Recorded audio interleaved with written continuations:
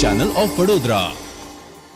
ડભોઈ શહેર અને તાલુકામાં ગઈકાલે એકાએક ધૂળની ડમરીની સાથે કમોસમી વરસાદ પડતા ખેડૂતોમાં ચિંતાના વાદળો ઘેરાયેલા છે।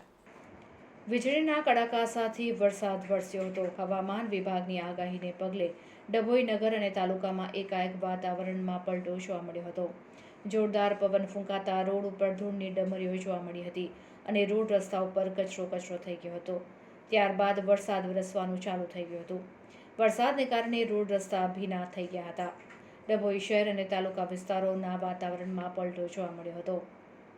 ભારે પવનથી ખેડૂતોને બાજરી, જવાર, મકાઈ, ઉણાળુ ડાંગર તથા કેરીના પાકમાં નુકસાની થાય તેવી ભીતિ હાલ સેવાઈ રહી છે।